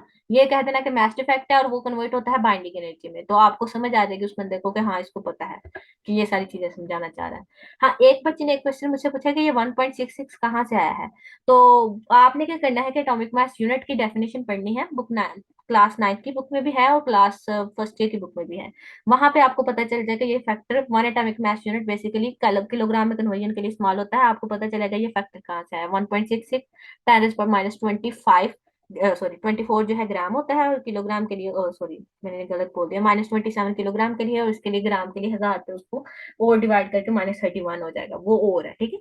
यहाँ पे बस इतना से, ये जो फैक्टर है ना ये AMU से निकाला गया है, एटॉमिक मास यूनिट से, तो इसके लिए घबराना नहीं है, ये आपका कांस्टेंट है वैल्यू। अच्छा जी नेक्स्ट स्लाइड पे चलते हैं। मेरा ख्याल है समझ आ जाओ, तो मैं चलूँ नेक्स्ट स्लाइड पे। मैम बाइंडिंग एनर्जी का फार्मूला क्या है? बाइंडिंग एनर्जी का फार्मूला ये आपको नजर आ रहा है, E is equal to M C square, Einstein की इक्वेशन। यहाँ देखें binding energy is equal to, आपने क्या करना है, सिर्फ यहाँ मैस की जगह क्या डालना है, मैस डिफेक्ट, ये वाला जो मैस डिफेक्ट निकालेंगे ना न्यूक्लियॉन्स के डिफरेंस ऑफ मैस की वजह से, उसको यहाँ पुट कर दीजिएगा, सी स्क्वायर तो वही रहेगा। तो जो निकलने वाली एनर्जी होगी वो होगी आपकी binding energy. Binding energy is equal to M C square, M is the mass defect, net the mass of the actual nucleon, ठीक है, ये यहाँ पे आपका डिफरेंस है सिर्फ। ठीक है नेक्स्ट चले आप। ओके। जी कोई और बच्चा? मैम स्टेबिलिटी बेल्ट में न्यूट्रॉन से प्रोटॉन रेशियो की वैल्यू क्या होगी? ठीक है, और कोई बच्चा? अल्फा जवेद के अलावा किसी और का कोई क्वेश्चन है तो आगे पढ़ाती हूँ, फिर मैं आपको बताऊंगी ये न्यूट्रॉन प्रोटॉन रेशियो। मैं ना वॉइस मैसेज आपको ना व्हाट्सएप में कर दूंगी। मैं चाह रही हूँ कि मैं 18 स्लाइड आज पढ़ा दूँ, ताकि क्या हो गई बाकी स्लाइड जो है ना कल आसानी से ये मॉड्यूल 2 दिन में खत्म हो जाए। जी, किसी और बच्चे का कोई क्वेश्चन? ओके मैम, ठीक है। ठीक है, फिर चले आगे। ओके, रेडियो एक्टिविटी पे जाते हैं। रेडियो एक्टिविटी 2 स्लाइड है, अगर वो आज ये अभी थोड़ी सी देर में खत्म हो गई ना तो मैं आपको वो क्वेश्चन का आंसर अभी कर देती हूँ, सिर्फ इलेक्ट्रोलाइट वाली बात रह जाएगी। तो radio activity basically the phenomena of emitting the radiation including the particles and energy spontaneously is called as the radioactivity। Basically आप कहते हो कि किसी भी न्यूक्लियस के अंदर जब प्रोटॉन और न्यूट्रॉन की रेशियो ऑर्डिनल रूल को, स्टेबिलिटी बेल्ट के रीजन को, और तीसरा क्या पढ़ा था हम लोगों ने, मैजिक नंबर, ये सारी चीजों को फॉलो नहीं कर पाती, या आप ये कह सकते हो कि स्टेबिलिटी रीजन के अंदर जब कोई न्यूक्लियाइड नहीं आता तो उसके बाहर आने वाले जितने भी एलिमेंट्स हैं वो क्या करते हैं, वो phenomena of the radio activity show करते हैं। 2 तरह से कर सकते हैं। एक आपका तरीकाकार है कि आप खुद जाके उस न्यूक्लियस को या उस एलिमेंट को मजबूर कर दो कि वो, आप अपने पास से उसके ऊपर रेडिएशन गिराओगे, उनके प्रोटॉन और न्यूट्रॉन को थोड़ा सा डिसबैलेंस करोगे कि वो किसी तरह से रेडिएशन निकाल दे, उसको कहते हैं आर्टिफिशियल रेडिएशन, रेडियो एक्टिविटी। दूसरा तरीकाकार यह है कि जिसको नेचुरली कहा जाता है, कि क्या होता है कि उनके अपने न्यूक्लियस के अंदर प्रोटॉन और न्यूट्रॉन का क्या होता है कि इस तरह से डिसबैलेंस हुआ होता है कि वो स्टेबिलिटी रीजन पर नहीं आ पाते, ऊपर या नीचे हो जाते हैं। तो वो क्या करते हैं, वो अपने आप को स्टेबल करने के लिए अपने प्रोटॉन को या न्यूट्रॉन को अपने अंदर से अल्फा बीटा गामा या किसी भी तरीके से वो निकालते हैं। अल्फा बीटा गामा रेडिएशन की फॉर्म में जब वो निकालते हैं तो प्रोटॉन और न्यूट्रॉन की जो रेशियो है या किसी भी कोई भी चीज है वो अपने स्टेबिलिटी रीजन की तरफ, यानी वो जो स्टेबिलिटी बेल्ट था ना उस ग्राफ में, उसकी तरफ आहिस्ता आहिस्ता क्या होता है, वो एलिमेंट किसी और एलिमेंट में कन्वर्ट होगा, वो उससे नीचे वाले में कन्वर्ट होता होता ऐसा रीजन आ जाएगा जहां पे वो स्टेबल हो जाएगा और वो फिर एलिमेंट वहीं पे रहेगा परमानेंटली। तो रेडियो एक्टिविटी का फिनोमेना सिर्फ वही शो करते हैं जो स्टेबल नहीं है, जो क्या कर सकते हैं कि उनका न्यूक्लियस कन्वर्ट हो जाता है फ्रॉम, मतलब फॉर एग्जांपल यूरेनियम जो है, यूरेनियम के ऊपर अगर न्यूट्रॉन की बौछार कराई जाती है तो आप कहते हो कि वो क्रिप्टॉन और बेरियम में कन्वर्ट हो जाते हैं। अब इनमें से बेरियम या क्रिप्टॉन कहता है कि वो क्या होते हैं, वो स्टेबल होते हैं, मैं मिसाल दे रही हूँ ना। तो अगर वो स्टेबल है तो इसका मतलब क्रिप्टॉन और बेरियम दोबारा चेंज नहीं होंगे अपने से लोएस्ट एलिमेंट में। हाँ, अगर वो भी, मिसाल के तौर पर यूरेनियम अगर अपने से नीचे वाले में यानी कि लेड में कन्वर्ट होता है, लेड भी अनस्टेबल है, फिर वो उससे भी नीचे वाले में कन्वर्ट होगा, वो तब तक कन्वर्ट होता रहता है जब तक कि वो स्टेबिलिटी रीजन वाले एलिमेंट के पास नहीं आ जाता। ठीक है। आ, जिस तरह मिसाल के तौर पर एक एलिमेंट 8 इलेक्ट्रॉन हासिल कर, पहले 1 इलेक्ट्रॉन हासिल करेगा, 2 3, तब तक हासिल करता रहेगा जब तक उसका ऑक्टेट रूल कंप्लीट नहीं होता। बिल्कुल इसी तरह से एलिमेंट अपने से छोटे एलिमेंट में कन्वर्ट होता रहेगा या हार वाले में भी कन्वर्ट होता रहेगा, डिपेंड करता है उसने अल्फा रेडिएशन निकाली है बीटा या गामा, तब तक कन्वर्ट होता रहेगा, तब तक कन्वर्ट होता रहेगा जब तक कि वो स्टेबिलिटी बेल्ट के अंदर नहीं आ जाता। हेनरी बैक्टेल था सबसे पहले 1895 में, इसने रेडियो एक्टिविटी डिस्कवर की थी। इसने क्या किया था, इसने वो एक पेपर लिया था जिसके ऊपर उसने इसके अंदर वो प्लेट्स रखी थी उसकी। तो वो प्लेट्स की वजह से वो कहता है उसके इर्द गिर्द जो एल्यूमिनियम फॉइल थी उसके ऊपर फॉगी प्लेट्स डिस्पेयर होना शुरू हो गई थी, या आप कह सकते हो कि उसके फॉग आना शुरू हो गए थे। उसे पता ये चला कि इस एलिमेंट्स ने कुछ रेडिएशन निकाली है अपने अंदर से। वो रेडिएशन, मतलब उसको पहले ये नहीं पता चला कि रेडिएशन निकाली, उसे बस लगा कि कोई ऐसा फिनोमेना हुआ है कि जिसकी वजह से मेरी एल्यूमिनियम फॉइल या जो मेरा कवर है वो फॉगी हो गया है, उसके ऊपर फॉग क्लियर हो गया। तो फिर उसने फिर वो जो एलिमेंट लिया हुआ था जिसे लेड भी कुछ लोग कहते हैं, अच्छा वो लिया, तो उसके बाद उसके अंदर से रेडिएशन को ऑब्जर्व किया। तो उसने 3 तरह की रेडिएशन ऑब्जर्व की थी, अल्फा बीटा गामा, वो आगे पढ़ते हैं वो कौन कौन सी थी। तो द अनस्टेबल न्यूक्लाइड, 10 मिनट रह गए।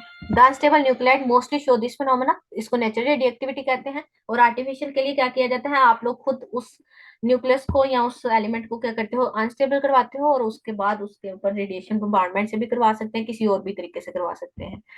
तो अगली जो है वो है नेचुरल और आर्टिफिशियल, ये मैंने बात पहले कर दी। The decomposition of nuclear to attain the stability by natural method is called the naturally occurring या नेचुरल रेडियोएक्टिविटी। और अगर आर्टिफिशियल तरीके से वो बम्बार्डमेंट आप अपने मैनहुड जिसे कहा जाता है कि मैन, इंसानी तरीकेकार से जो मैन मेड होती हैं वो वाली चीजें करवाई जाए तो उसको क्या कहा जाता है।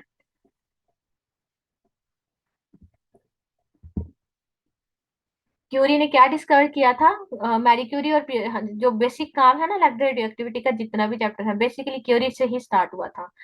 तो हेनरी बेकरल ने बेसिकली जब ये डिस्कवरी की थी तो वो इसको कोई नाम नहीं दे पाया था। केरी ने इसका नाम रेडियो एक्टिविटी रखा था। ठीक है, जो ये फिनोमेना है ना रेडियो एक्टिविटी, इसका नाम उसने दिया था। वो इसी की स्टूडेंट थी, हेनरी बेकरल की। ठीक है, वो इसी की स्टूडेंट थी और दोनों ने इकट्ठा काम किया था। हाँ, उसका जो दूसरा नोबेल प्राइज है, कहा जाता है वाहद फीमेल है जो जिन्होंने 2 नोबेल प्राइज हासिल किए हैं। अभी तक किसी को एक भी नहीं मिला। वो सिर्फ क्या कहते हैं लास्ट में थी शायद, या आज के बाद कोई हो जाए। उन्होंने 2 नोबेल प्राइज गेट किए थे इसके मामले में। रेडियो एक्टिविटी के फिनोमेना को डिस्कवर किया था उन्होंने, नाम दिया था रेडियो एक्टिविटी। दोनों इकट्ठे काम करे थे। वो इनके टीचर थे हेनरी बेकर, ये जो थी इनकी स्टूडेंट थी। अच्छा जी, ये जो नेचुरल है ये स्पॉन्टेनियस होता है, खुद ब खुद होता है तो स्पॉन्टेनियस होगा, यानी ये अल्लाह ताला की तरफ से है। नॉन स्पॉन्टेनियस क्या होते हैं? ये नेचुरल नहीं होते, ये मैन मेड होते हैं। ये मैंने पीछे भी बात करी कर दी। हाँ, अब आगे वाली स्लाइड देखें, अल्फा बीटा और गामा की। इसकी जो बातें याद रखने वाली हैं ये जरा गौर से सुनिएगा। इसकी एक तो आप लोगों ने पेनिट्रेशन, एक आपने याद रखनी है, सॉरी 1 मिनट, एक आपने पेनिट्रेशन, एक आपने आयनाइजेशन पावर याद रखनी है। 1 मिनट दीजिएगा मुझे। हम्म।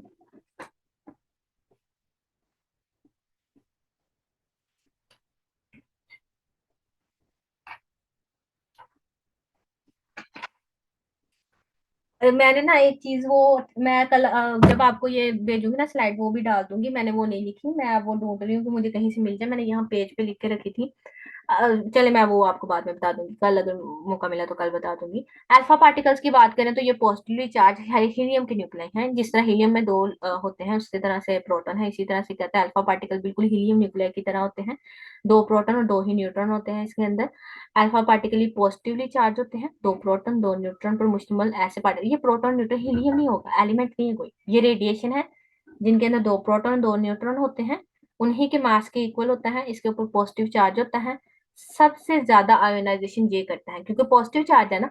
तो ये पॉजिटिव चार्ज कहता है ये इलेक्ट्रॉन को अट्रैक्ट करता है। आयोनाइजेशन जिसे आयोनाइजेशन से क्या मुराद है? आयोनाइजेशन से क्या होता है कि आप कहते हो जब ये किसी एलिमेंट के अंदर या किसी गैस के अंदर से गुजरेगी तो इसके ऊपर पॉजिटिव चार्ज है ना, तो वो उस गैस के वैलेंस शेल में मौजूद इलेक्ट्रॉन को अपनी तरफ अट्रैक्ट करेगी, जिसकी वजह से उस गैस की आयनाइजेशन हो जाएगी।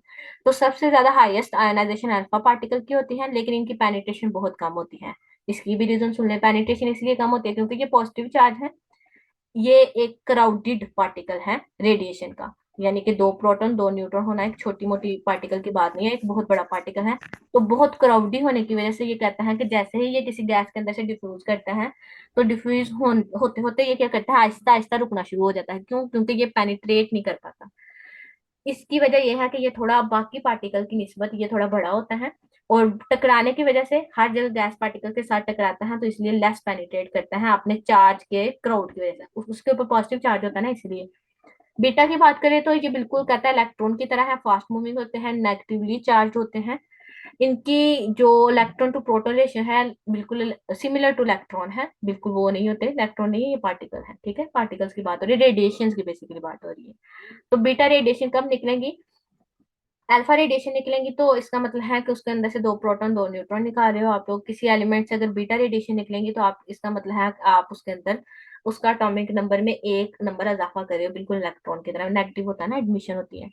इसकी आयोनाइजेशन एनर्जी जो है अल्फा की निस्बत कम होती है, और पेनिट्रेशन उसकी निस्बत हाई होती है। उसकी निस्बत कह रही हूँ, सबसे हाई होती है गामा रे की।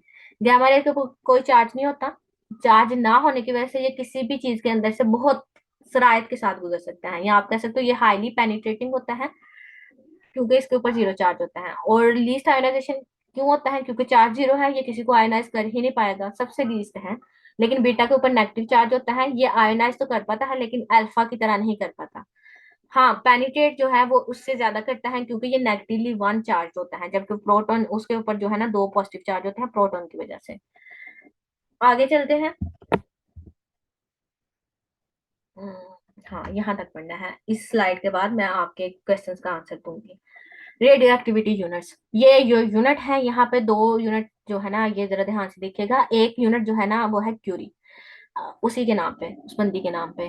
और कहता है ये amount of radiation radioactive material which emit the 3.7 radiation पर सेकंड, 1 सेकंड के अंदर, या आप कह सकते हो पर सेकंड के लिहाज से इतनी रेडिएशन किसी भी मटेरियल, कोई भी रेडियोएक्टिव मटेरियल जो अपने अंदर से रेडिएशन निकाल रहा है, एमिट कर रहा है, उसकी वो अमाउंट जो इतनी रेडिएशन निकाले अपने अंदर से पर सेकंड के लिहाज से, उसको कहा जाता है, ये उसका यूनिट क्यूरी होता है, उसको बैकरल भी कहा जाता है।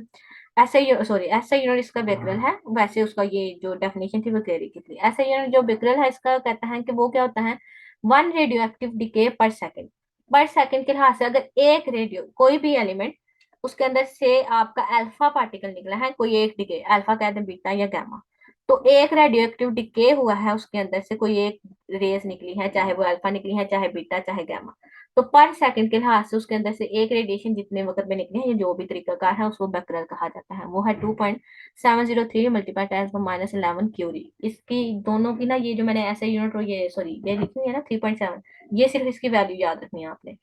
कुछ बच्चों ने ना, ये इस दफा आया था 2022 में, यहाँ पे जो गलती थी ना वो कुछ उन्होंने ना यहाँ पे कन्वर्जन लिख दी थी, 1/3.7 करेंगे ना तो ये जवाब खुद ब खुद आ जाएगा। ये आप करके देखें जरा इसे, कुछ बच्चे करके देखें, जिसके पास कैलकुलेटर पड़ा हुआ है ना करके देखें जरा ये जवाब आता है कि नहीं। गलती बच्चों ने पता कहाँ की थी, उन्होंने ना कन्वर्जन में गलती कर दी थी, पता नहीं अब वो कहाँ की थी, मुझे खुद नहीं थी उनकी समझ आई कि वो एक बंदी बता रही थी कि ये ऐसा होता है वैसा होता है। मैंने कहा ये तो सीधा सीधा सा सवाल था, 1 क्यूरी जो है इक्वल है इतने डिसइंटीग्रेशन पर सेकंड, तो अगर इसे बैकग्राउंड में कन्वर्ट करेंगे तो यही जवाब आएगा, और कौन सा जवाब आ सकता है। तो वहां पे गलती थी, ये जरा आप करके देखें अगर किसी बच्चे के पास अभी फिलहाल के लिए कैलकुलेटर है तो। 0.7 आ रहा है। 2.7 यही वैल्यू आती है यार, पजवेद कह रही है, मतलब इसमें थोड़ी बहुत ऊपर नीचे हो सकती है, जवाब यही आएगा -11 की रेंज में। तो वो इस तरह से हुआ था कि जी मैम, ठीक है जी, वेरी गुड। यही आ गया। तो आज के लिए यही तक, अब मैं क्वेश्चन की तरफ जाती हूँ, आप लोग के क्वेश्चन वाले खोलती हूँ। ये एक बंदी ने मुझसे पूछा, मैम इस बात की नहीं समझ आई, ये जो आखिरी आपने यूनिट वाली कन्वर्जन बताई है ना। ये देखें बच्चे, ये देखो 1 curie is equal to 3.7 times पर 10 जो है ना डिसइंटीग्रेशन पर सेकंड। कहता है एक बैक्टेरियल क्या होगा जब रेडिएशन का डिके 1 होगा, इस रेडिएशन को 1 कर दो, मतलब आप क्या करो, इस डिसइंटीग्रेशन, ये इतनी डिसइंटीग्रेशन होंगी तो 1 क्यूरी है, लेकिन मुझे एक डिसइंटीग्रेशन चाहिए। एक डिसइंटीग्रेशन के लिए ये वाली चीज इधर मल्टीप्लाई, इधर आके डिवाइड करो हाँ जरा, तो क्या आएगा, ये बिक्रल के इक्वल हो जाएगा, ये यूनिट बिक्रल के इक्वल हो जाएगा जब इधर 1 कर दोगे।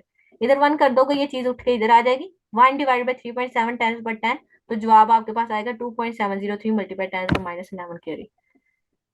बैक्टेरियल क्या है, बिल्कुल ठीक। सेम यूनिट है, बस फर्क क्या है कि यहाँ पे इतनी डिसइंटीग्रेशन चाहिए, लेकिन बैक्टेरियल में क्या है, वो सिर्फ एक डिसइंटीग्रेशन की बात करेगा। मैम हम ये कह सकते हैं कि बेक्यूरिल को निकालने के लिए हम 1/, जो है 1 क्यूरी कर देते हैं। हाँ, 1 क्यूरी डिवाइड बाय जितनी भी डिसइंटीग्रेशन है उसको इधर ले जाओ, तो वो बेक्रेल के बराबर हो वो जाएगा। सिंपल बेक्यूरिल निकल आएगी। हाँ जी, हाँ ये ठीक है मैम, समझ। ठीक है। मैम स्टेबिलिटी बेल्ट में न्यूट्रॉन से प्रोटॉन रेशियो की वैल्यू क्या होगा। अच्छा, स्टेबिलिटी रीजन में ना न्यूट्रॉन से प्रोटॉन की रेशियो की कोई वैल्यू नहीं बताई जाती, वो सिर्फ एक रीजन वेल डिफाइंड कर दिया है ना, उसके बाद वो कहता है कि अगर वो इस रीजन के अंदर आता है, हाँ अगर मैं आपको क्वांटिटेटिवली वैल्यू के लिहाज से बताऊं तो हर कोई चेंज है, किसी की 2 भी है, किसी की 3 भी है, और उससे ज्यादा भी है, मतलब 15, 20, 40 भी है। ये जो रीजन है ना इसकी वैल्यूज हैं, ये नहीं है कि मैंने सिर्फ ये तो मैंने क्वालिटेटिवली डाल दिया ना एक ग्राफ, कि यहाँ पे सिर्फ आपको क्वालिटी बताने के लिए कि इससे ऊपर होगा या नीचे होगा, इनकी क्वांटिटी की याद करने की जरूरत नहीं है आपको, ये मतलब कोई वेल डिफाइंड कोई इनकी खास वैल्यूज को याद करके नहीं आपने जाना, बस आपने सिर्फ ये याद रखना है। ऐसे तमाम एलिमेंट्स इस तरह से आएगा भी नहीं कि स्टेबिलिटी रीजन में मौजूद जितनी भी न्यूट्रॉन से प्रोटॉन की रेशियो है वो बता दें, वो नहीं पता पूछेंगे, बहुत ज्यादा है, सबकी एक एक वैल्यू होगी, ठीक है। तो अगर आप कहोगे कि न्यूट्रॉन से प्रोटॉन की रेशियो इस रीजन से ज्यादा है, तो आप कहोगे तब भी अनस्टेबल है, इस रीजन से कम है तब भी अनस्टेबल है, ये बात सिर्फ याद रखने वाली है।